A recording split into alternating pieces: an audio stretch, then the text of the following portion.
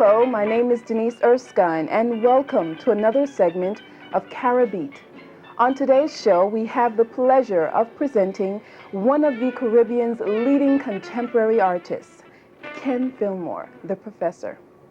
His instrument, like him, was born in the land of the hummingbird, Trinidad.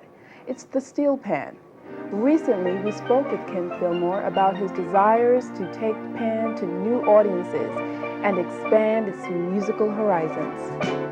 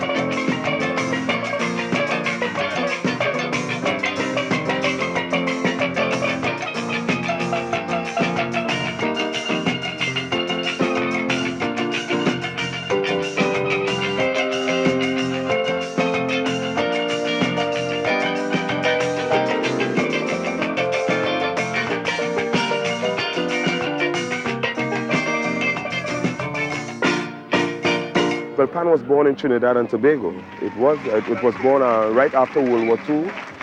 The person that is recorded in books that who was the inventor is a gentleman by the name of Winston Spree Simon. He died, I think, about 5 years now. But he was probably the innovator, the first person to say, like, have it from that primitive stage. And it has moved from step to this stage, that what you heard at the performance a while ago, to that level of tonal quality and the chroming of the instrument and everything. So it has emerged tremendously. It's a simple 55-gallon oil drum, and it's a simple factor that it's wood, fire, a mallet, a hammer, a chisel, and the 55-gallon oil drum.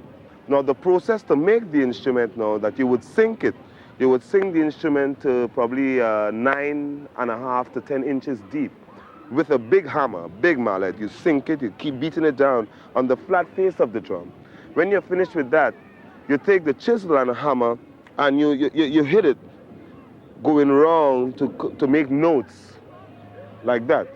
When you're finished with all that now and you have all your notes in your prospective places, you would then burn the instrument. Now, burning of it is a very important part because that's where the notes come from and that's the tonal quality of the instrument. So that plays a very important part of the whole process, is the fire. When it's finished burned, then you would have thereof a pitchfork or let's use something simpler, a piano. You know, the piano has notes on it. And you would take up F, tang, and you would hit the pan, keep hitting it, pan, tang, until you get F. So basically, it's that simple process of making the instrument. So it's not really a technical or difficult one, but it's very technical in a sense that the type of tone that you would get. That is where different tuners would come into perspective. Like my instrument per se, one tuner would tune my pan, somebody that I know has a good hand to make the instrument. So basically, that's the basic thing about it.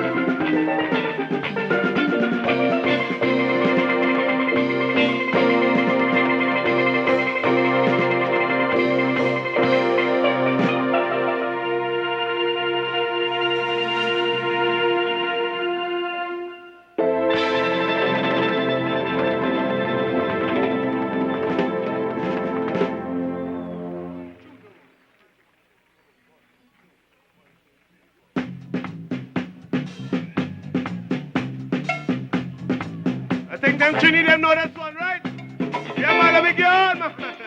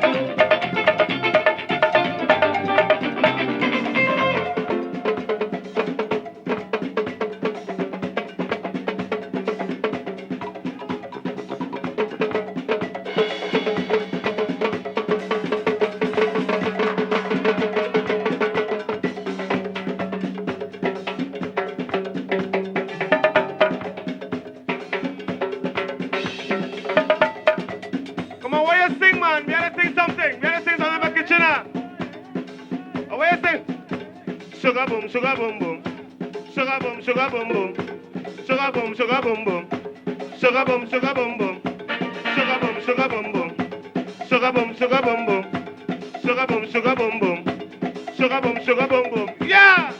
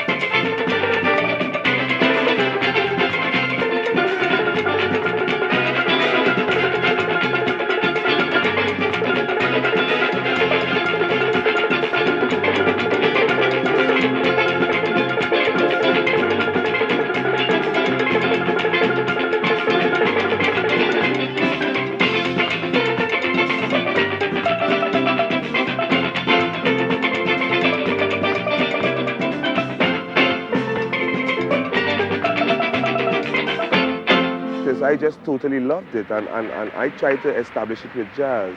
I did a lot of hard hours, like basically one of my main formats is trying to rehearse even up to now 3 hours every day, just playing constant pan music, listening to a lot of different jazz songs, listening to a lot of different solos and expressions by other great musicians.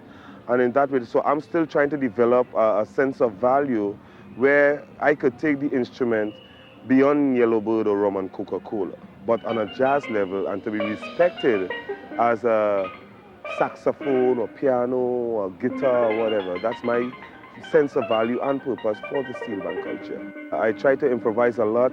I listen to a lot of music like from guys like Grover Washington, Bob James, George Benson, and try to pattern a style, not to say take away or to use a particular, because I'm trying to develop my own particular style. And I listen to these guys because, you know, like you always have an idol or somebody, a protege that you would want to follow after. So these guys I would probably take a lot of heat from. Creativity for me, it means that I just don't want to be exactly like somebody else, but to be my own self, adapt my own style. So when people hear me play, they say, yes, that's Ken Professor Philmore, and not he's singing just like George Benson, or he's singing just like Len Bishop, or he's singing just like Robert Phillips, these guys. But to have your own identity in the way you solo and in the way that you approach the instrument.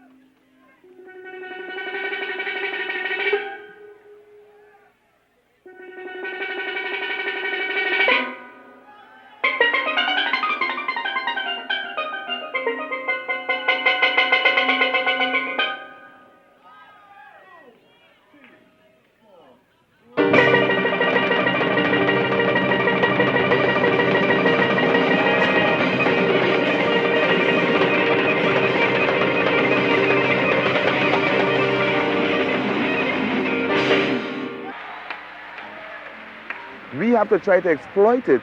Let the world know. Let people in Denmark. I've been to all Denmark recently, Finland. People never saw the instrument. We have a government. We have a tourist board. Let's do something. Let's let the world know what the steel band could do, what steel band's men could portray. We have so much talent, but yet still it's stagnated. We are selfish. It's just for us. Let's try to exploit it towards the world. Let the world know how talented we as Caribbean people are.